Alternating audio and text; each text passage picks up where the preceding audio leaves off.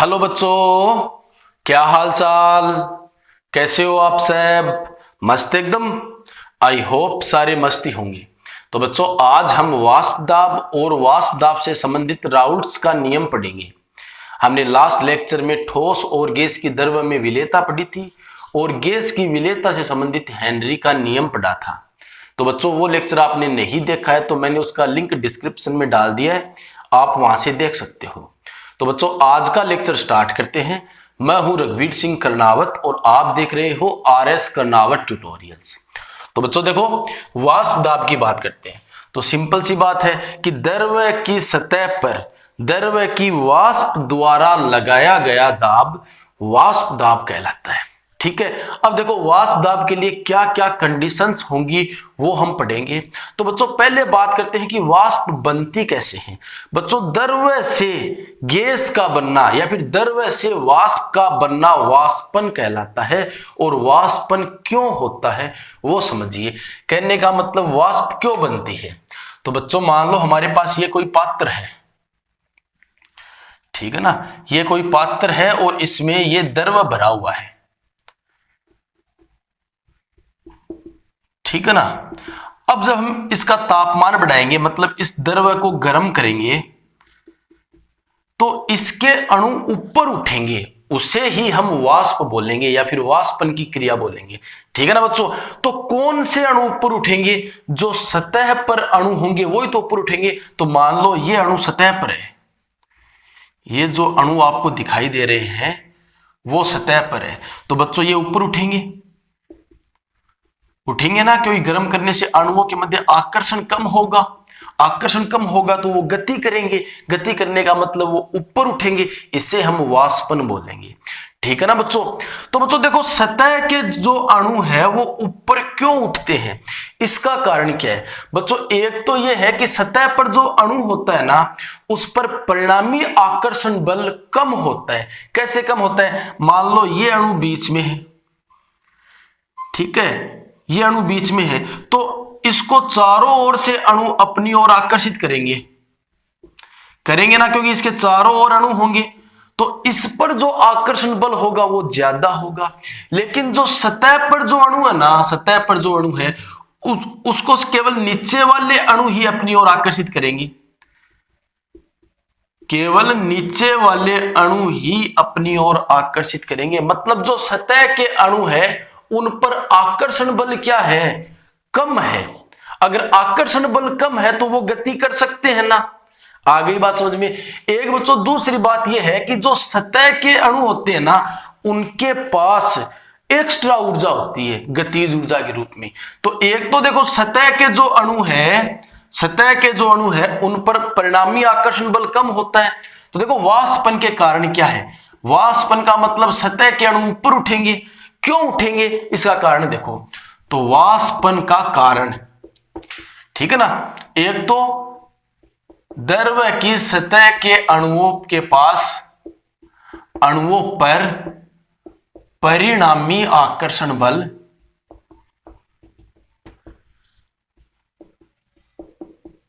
कम लगता है। अगर आकर्षण बल कम लगेगा तो अणु गति करेंगे, गति करने का मतलब वो ऊपर उठ जाएंगे ना।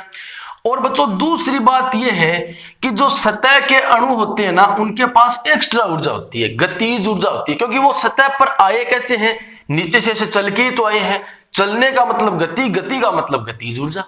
तो इनके पास एक्स्ट्रा ऊर्जा होती है, और जिनके पास ऊर्जा होती है ना, वो स्थायी नहीं होते, वो तो भागेंगे ही। आ गई ना बात समझ में। तो दूसरा इसका कारण है पृष्ठीय ऊर्जा। क्या कारण है बच्चों? पृष्ठीय ऊर्जा। ठीक है ना। जो एक्स्ट्रा गतिज ऊर्जा होती है ना, अतिरिक्त गतिज ऊर्जा, उसे ही हम पृष्ठीय ऊर्जा बोलते हैं, अतिरिक्त गतिज ऊर्जा।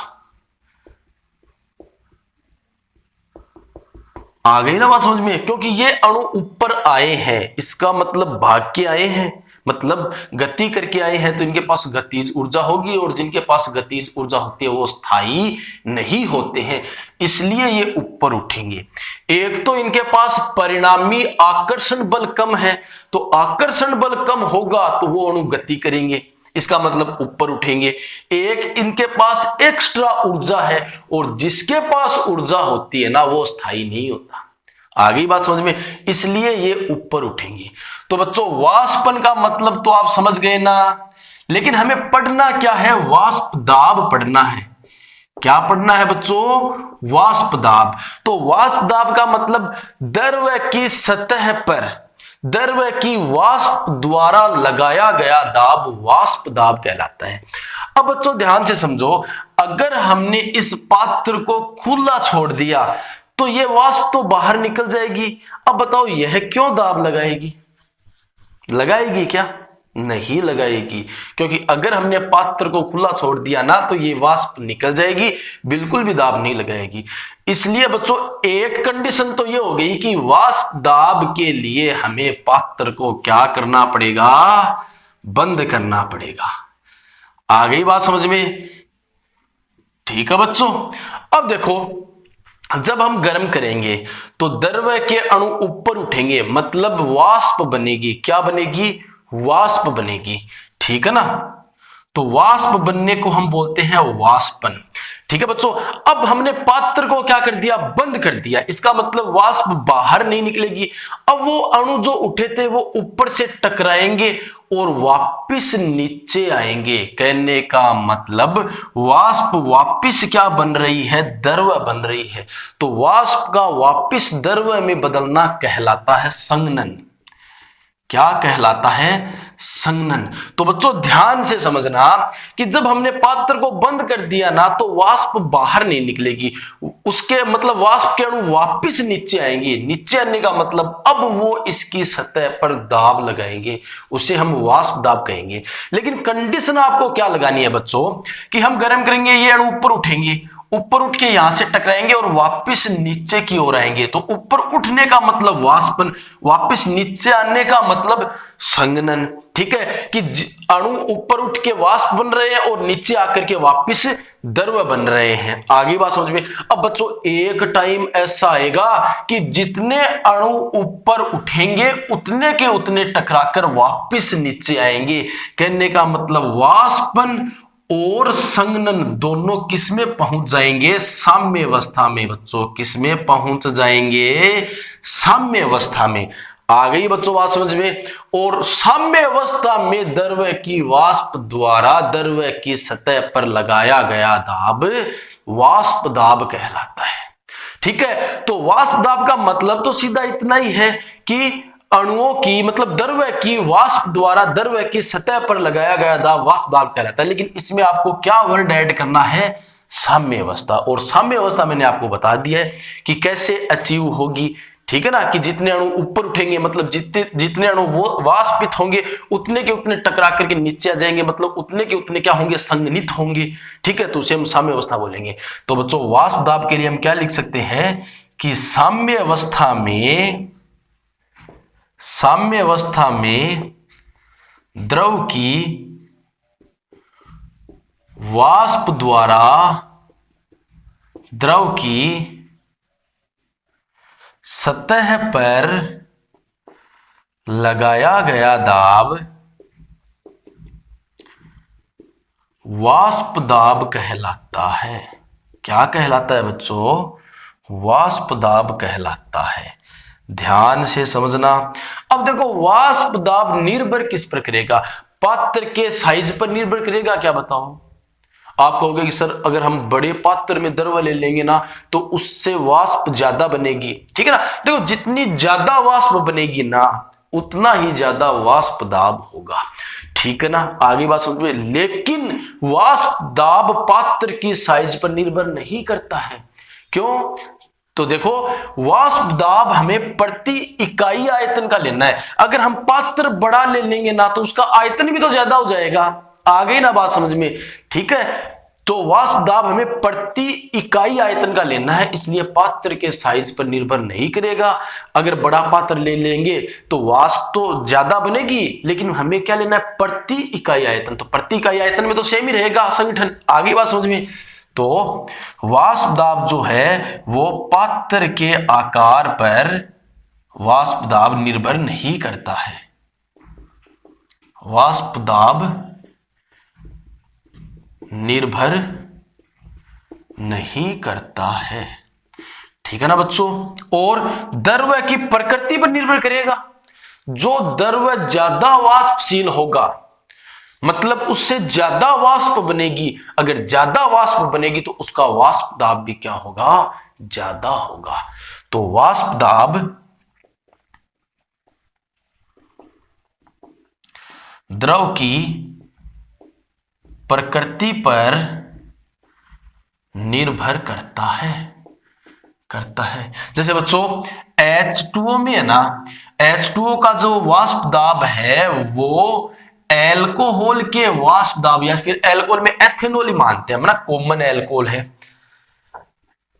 एथेनॉल के वाष्प दाब से कम होता है H2O का वाष्प दाब। क्यों? क्योंकि दोनों में हाइड्रोजन बंधन है, अंतरआण्विक हाइड्रोजन बंध है दोनों में।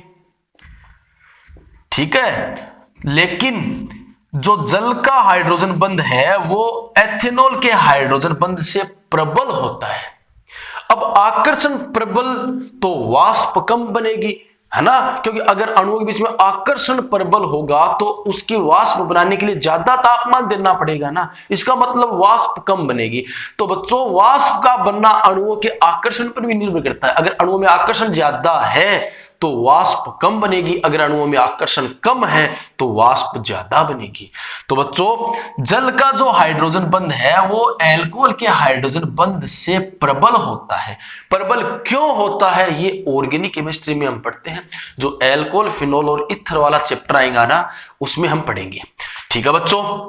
तो वाष्प दाब वो पात्र पर निर्भर नहीं करेगा, आकार पर, और द्रव्य की प्रकृति पर निर्भर करता है। ठीक है। चलो अब बच्चों देखो, हम द्रव्य विलयनों का वाष्प दाब स्टार्ट करते हैं और इसमें राउल्ट का नियम आएगा।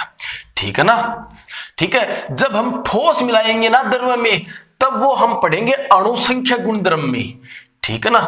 तो देखो द्रव्य विलयनों का वाष्प दाब, बच्चों ध्यान से समझना, द्रव्य विलयनों का वाष्प दाब। ठीक है। तो मान लो हमारे पास दो द्रव्य है तो दो पात्र ले लेते हैं। ठीक है। एक तो ये पात्र हो गया बच्चों हमारे पास, एक मान लो ये पात्र हो गया। तो इसमें तो द्रव्य मान लो ए द्रव्य है और इसमें है बी द्रव्य, ये है बी द्रव्य। इन दोनों को हमने मिला दिया तो विलयन बन गया। क्या बन गया बच्चों? विलयन बन गया। तो ध्यान से समझना, राउल्ट के नियम की ओर बढ़ रहे हैं हम। हमने इन दोनों को मिला दिया तो हमारे पास विलयन बन गया AB। ठीक है ना। क्या बन गया? AB बन गया, ये विलयन बन गया। ठीक है ना बच्चों। तो देखो इसको गर्म करेंगे तो इसके अणु ऊपर उठेंगे। ठीक है ना। तो मान लो ये A अणु है, ये ऊपर उठेंगे। ठीक है। तो इनके अणुओं में आकर्षण क्या होगा? A आकर्षण होगा। तो इस आकर्षण को आपको तोड़ना पड़ेगा। ठीक है ना बच्चों। और इसको गर्म करोगे आप तो इसके अणु ऊपर उठेंगे, मतलब B अणु ऊपर उठेंगे। बच्चों ध्यान से समझना, ध्यान से समझना, इनमें आकर्षण क्या है? B आकर्षण है। ठीक है ना। क्या है? B आकर्षण है। अब बच्चों देखो इसमें कौन से अणु है? A के भी हैं और B के भी हैं। कौन से हैं? A के भी हैं, B के भी हैं, A के भी हैं और B के भी हैं। तो इसमें ये ऊपर उठेंगे। ठीक है ना बच्चों। आगे बात समझ में। अब देखो इसमें आकर्षण कौन सा है? A और B आकर्षण है बच्चों। तो ये तो क्या है? अकेला द्रव्य है। क्या है? अकेला द्रव्य है, शुद्ध द्रव्य है। तो इसका वाष्प दाब मान लो PA0, इसका वाष्प दाब PB0। तो बच्चों इसमें बताओ A का वाष्प दाब PA0 और B का वाष्प दाब PB0 होगा क्या? होगा क्या बच्चों बताओ? नहीं होगा। क्यों नहीं होगा बच्चों? हालांकि A के अणु भी ऊपर उठेंगे और B के अणु भी ऊपर उठेंगे, लेकिन इतना वाष्प दाब नहीं होगा। या तो इनसे कम होगा या फिर इनसे ज्यादा होगा। इसका कारण क्या है बच्चों? क्योंकि इनके अणुओं में ए आकर्षण था, इनके अणुओं में बी आकर्षण था, तो इसका खुद का निश्चित है, कांस्टेंट है, इसका खुद का कांस्टेंट है। लेकिन जैसे ही दोनों को मिला देंगे ना, तो दोनों के वाष्प दाब क्या हो जाएंगे? अलग अलग हो जाएंगे। क्यों हो जाएंगे बच्चों? क्योंकि मिलाने पर जो आकर्षण बना है बच्चों, वो ए बी आकर्षण है, तो यह आकर्षण या तो इनसे कम होगा या फिर इनसे ज्यादा होगा। अगर आकर्षण कम ज्यादा हो गया ना, तो अणुओं का ऊपर उठना भी कम ज्यादा हो जाएगा, मतलब वाष्प दाब भी क्या हो जाएगा? कम ज्यादा हो जाएगा। इसलिए जब हम मिला देते हैं ना बच्चों, तब हम क्या बोलते हैं कि ए का वाष्प दाब है पीए और बी का वाष्प दाब है पीबी। क्योंकि देखो, अगर शुद्ध है तो दोनों के वाष्प दाब निश्चित है। तो बच्चों ये बात आपके आई क्या समझ में? चलो अब देखो स्टार्ट करते हैं। तो देखो, तो बच्चों मान लेते हैं कि हमारे पास विलयन में दो द्रव है, ए और बी, मतलब दो घटक है। तो माना विलयन में दो द्रवीय घटक ए व बी है। अब बच्चों बताओ, ए का जो वाष्प दाब है वो हम पी ए नोट मान सकते हैं क्या? अभी आपने सीखा है। तो बच्चों नहीं मान सकते, क्योंकि पी ए नोट शुद्ध घटक का वाष्प दाब है जो कि कांस्टेंट होता है। ठीक है ना? यहां पर तो हमने ए और बी को मिला दिया है, तो शुद्ध कहां हुआ? तब हम कौन सा लेंगे दाब? पी ए लेंगे। ठीक है ना? तो ये बात और मान लेते हैं। तो माना ए का वाष्प दाब पी ए है और मोल भिन्न कितनी माने? वह मोल भिन्न अक्स ए है। ठीक है ना? तो देखो, मोल भिन्न का जो सिंबल होता है ना, अक्स, वो थोड़ा सा ऐसे टेढ़ा होता है, तो उसको हम जीटा बोलते हैं। लेकिन आप अक्स भी बोल सकते हो, कोई गलत नहीं होगा। ठीक है? अब बी का वाष्प दाब पीबी नोट तो मान नहीं सकते, क्योंकि तो वो तो शुद्ध घटक का होता है ना। ठीक है? तथा बी का वाष्प दाब पीबी है वह मोल भिन्न अक्स बी है। अब बच्चों ये बताओ कि पी ए ज्यादा होगा या पीबी ज्यादा होगा? तो सिंपल सी बात है, अगर हमारे पास विलयन में दो घटक हैं, जो ज्यादा होगा उसकी वाष्प ज्यादा बनेगी, और जिसकी वाष्प ज्यादा बनेगी उसका वाष्प दाब ज्यादा होगा। आगे बात समझ में? तो जो ज्यादा होगा उसकी मोल भिन्न भी तो ज्यादा होगी। तो ये जो पीए और पीबी है वो किसके समानुपाती हुए? ए और बी की मोल भिन्न के, यानी कि पीए समानुपाती अक्स ए। अगर अक्स ए ज्यादा तो पीए ज्यादा, अक्स भी ज्यादा तो पीबी ज्यादा। आगे बात समझ में? तो बच्चों ये बात बताई है राउल्ट्स ने। ठीक है ना? तो राउल्ट का नियम देख लेते हैं बच्चों, तो ध्यान से समझना। राउल्ट का नियम, तो बच्चों राउल्ट ने क्या कहा है कि विलयन में प्रत्येक घटक का आंशिक दाब उसकी मोल भिन्न के समानुपाती होता है। अब देखो, एक से ज्यादा घटक होते हैं ना, तब हम क्या करते हैं? आंशिक दाब वर्ड यूज करते हैं। तो घबराना मत कि कहीं वाष्प दाब कहीं आंशिक दाब, बिल्कुल भी गलत नहीं होगा। तो राउल्ट का मतलब क्या है कि विलयन में प्रत्येक घटक का आंशिक दाब, या फिर वाष्प दाब भी बोल सकते हो बच्चों आप, आंशिक दाब उसकी मोल भिन्न के समानुपाती होता है। समानुपाती होता है कहने का मतलब पी ए जो होगा वो समानुपाती होगा अक्स ए के।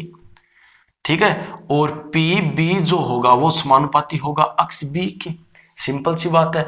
अब बच्चों समानुपाती को हटाओगे तो कोई ना कोई कांस्टेंट स्थिरांक लगाओगे, और स्थिरांक क्या है? इन घटकों का वाष्प दाब ही स्थिरांक के रूप में होगा, मतलब पी ए नोट और पी बी नोट। क्यों? क्योंकि वो शुद्ध घटक के वाष्प दाब है, और शुद्ध घटक का वाष्प दाब निश्चित होता है। आ गई बात समझ में बच्चों?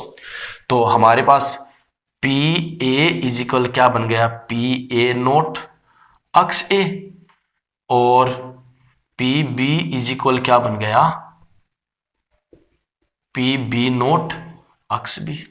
ठीक है, पी ए नोट और पी बी नोट क्या है बच्चों, पी ए नोट और पी बी नोट शुद्ध घटकों के वाष्प दाब है, शुद्ध घटकों के वाष्प दाब है।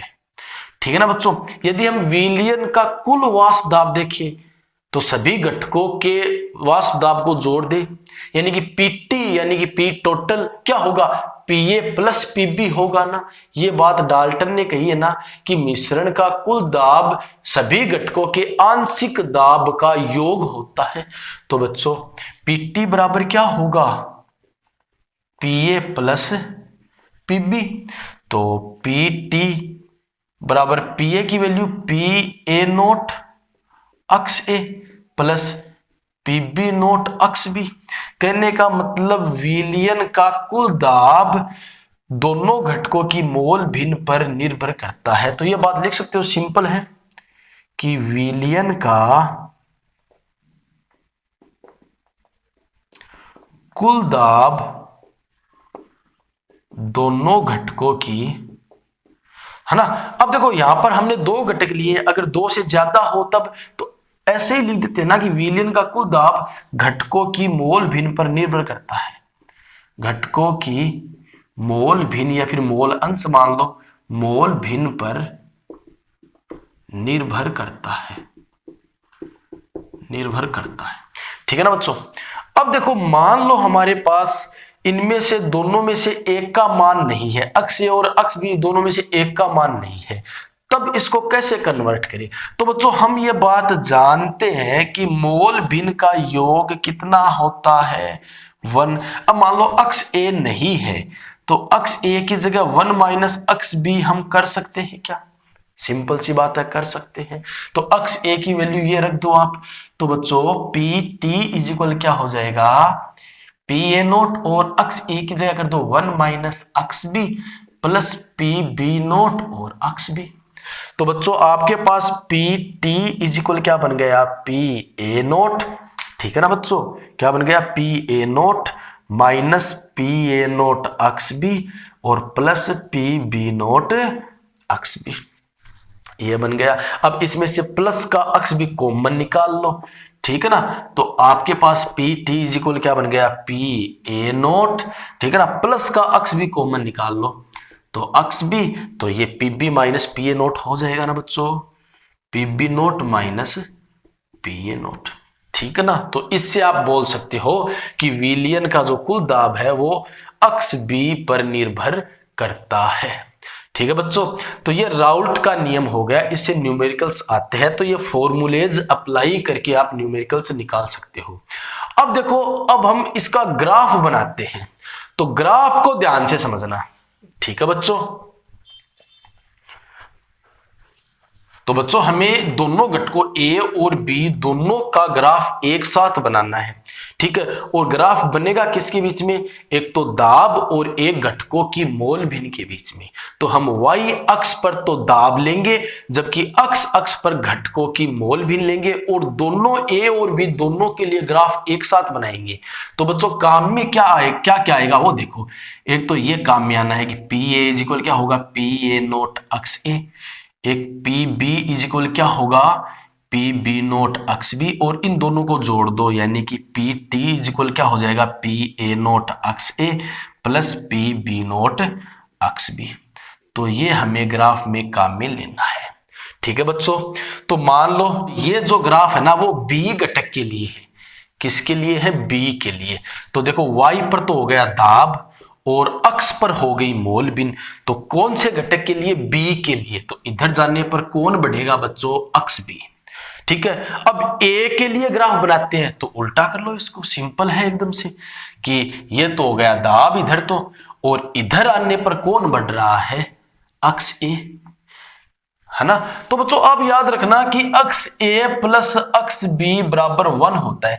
अगर एक बढ़ेगा, इन दोनों का जो जोड़ है वो तो निश्चित ही है, अगर एक बढ़ेगा तो दूसरा कम होगा, दूसरा बढ़ेगा तो ये कम होगा। सिंपल सी बात है, एक बढ़ेगा दूसरा कम होगा, सिंपल सी बात है। आ गई बच्चों बात समझ में। ठीक है ना। तो अक्स भी इधर जाने पर बढ़ रहा है, तो यहां से स्टार्ट हुआ है तो 0। अगर अक्स भी 0 है तो अक्स ए क्या होगा बच्चों? अगर ये 0 है तो अक्स ए 1 हो जाएगा। ये लो, अब देखो अक्स ए इधर से स्टार्ट हो रहा है, इधर से स्टार्ट हो रहा है तो अक्स ए यहां पर 0 है। अगर अक्स ए यहां पर 0 है तो अक्स बी क्या हो जाएगा यहां पर 1। ठीक है बच्चों, और ये है क्या? दाब और मोल बिन एक दूसरे के समानुपाती है। समानुपाती का मतलब ग्राफ सीधा आएगा। क्या आएगा? ग्राफ सीधा आएगा। ठीक है ना। तो बच्चों मान लो ग्राफ सीधा आएगा तो ऐसे दिखा दो, ग्राफ तो ऐसे ही बनेगा ना। ठीक है, इस टाइप से। अब देखो मैंने इसको ऊपर क्यों किया है, इसका कारण बताता हूं बच्चों कि देखो ग्राफ तो देखो एकदम से सीधी लाइन आएगी क्योंकि समानुपाती का ग्राफ तो ऐसे ही आएगा। ठीक है ना बच्चों। अब देखो हमने ऐसा मान लिया है कि जो बी घटक है ना वो अधिक वाष्पशील है। क्या है? अधिक वाष्पशील है। जो अधिक वाष्पशील होगा ना उसका वाष्प दाब भी क्या होगा बच्चों? अधिक होगा। तो ये हमने मान लिया है, दोनों को एक जैसा नहीं दिखाना है, तो इसलिए हमने अपनी इच्छा से मान लिया है। ठीक है, आप ए को भी ज्यादा मान सकते हो। ठीक है ना, कि बी घटक अधिक वाष्पशील है इसलिए उसका वाष्प दाब ज्यादा होगा। कहने का मतलब पी बी नोट ज्यादा होगा, जो ज्यादा वाष्पशील होगा उसका वाष्प दाब ज्यादा होगा। अब बच्चों देखो यहां पर क्या लिखना है वो देख लो। ठीक है ना। अब देखो यहां पर अक्स बी 0 है। अगर अक्स बी 0 होगी ना तो ये पूरी टर्म 0 हो जाएगी। अक्स ए 1 है, अक्स ए 1 है तो पी ए नोट लिख सकते हो ना। आ गई बात समझ में? चलो बच्चों अब आगे लिखते हैं। यहां पर बच्चों अक्स ए 0 तो ये पूरी टर्म 0, अक्स बी 1 तो ये लो, तो पी बी नोट लिख सकते हैं ना। अब मैंने कहा है कि बी अधिक वाष्पशील है, उसका वाष्प दाब ज्यादा होगा, मतलब पीबी नोट ज्यादा होगा। तो बच्चों देख लो पीबी नोट ज्यादा है ना। तो ये वाला जो ग्राफ है बच्चों ये किसके लिए है? ये है पी ए बराबर पी ए नोट अक्स ए। यहां पर पी ए नोट आ गया क्योंकि पी ए नोट और पीबी नोट, मतलब यहां पर पी ए नोट आ गया क्योंकि पी ए नोट और पीबी नोट तो कांस्टेंट है, तो वो तो स्थिर रहेंगे। ठीक है, ये वाला ग्राफ किसके लिए है? तो ये बी के लिए है क्योंकि इधर जाने पर बी बढ़ रहा है। तो ये है पीबी बराबर पीबी नोट अक्स बी, कि जैसे जैसे आप अक्स बी बढ़ाते रहोगे पी बी बढ़ता रहेगा, ये तो कांस्टेंट होगा। ठीक है, आगे बच्चों बात समझ में। और इसको ऊपर क्यों लिया है मैंने? क्योंकि मैंने ये मानना है कि बी ज्यादा वाष्पशील है। ठीक है ना बच्चों। और ये क्या हो गया? टोटल के लिए ग्राफ। किसके लिए ग्राफ हो गया? टोटल के लिए। कहने का मतलब P T is equal P A plus P B, या फिर इन दोनों के मान रख दो। ठीक है ना बच्चों। तो बच्चों ये जो ग्राफ है ना ये आदर्श विलयन के लिए है, क्योंकि नेक्स्ट लेक्चर में हम आदर्श और अनादर्श विलयन पढ़ेंगे। तो आदर्श विलयन के लिए थोड़ा सा मैं आपको बता देता हूं कि आदर्श विलयन वो होता है जो राउल्ट के नियम का पालन करता है, जिसमें आयतन परिवर्तन और एंथैल्पी परिवर्तन क्या होता है बच्चों? 0 होता है। अब ये क्यों होता है, कैसे होता है, ये सब हम नेक्स्ट लेक्चर में पढ़ेंगे। और एग्जाम्पल देख लो। तो राउल्ट का जो ये मतलब ऐसा का ऐसा जो ग्राफ है वो कौन से विलयन के लिए आएगा? आदर्श के लिए आएगा। आदर्श विलयन जो राउल्ट के नियम का पालन करता है, जिसमें आयतन परिवर्तन और एंथैल्पी परिवर्तन 0 होता है। एग्जाम्पल बता देता हूं बच्चों में कि मेथनॉल और आप एथेनॉल को मिला दोगे ना तो वो आदर्श विलयन बनाएंगे। ठीक है ना। आप हेक्सेन और हेप्टेन को मिला दोगे तब भी आदर्श विलयन बनाएंगे। आप बेंजीन और टोलुइन को मिला दोगे ना बच्चों तब भी वो आदर्श विलयन बनाएंगे। तो ये बच्चों एग्जाम्पल्स आप याद रख लेना। अब हम नेक्स्ट लेक्चर में आदर्श और अनादर्श विलयन पढ़ेंगे। ठीक है बच्चों। तो आज का लेक्चर आपके समझ में आया है तो वीडियो को लाइक, कमेंट और अपने फ्रेंड्स के साथ शेयर कीजिए। अगर आप चैनल पर नए आए हो तो चैनल को सब्सक्राइब करके बेल आइकन को प्रेस कर लीजिए ताकि वीडियोज के नोटिफिकेशन आपको मिलते रहे।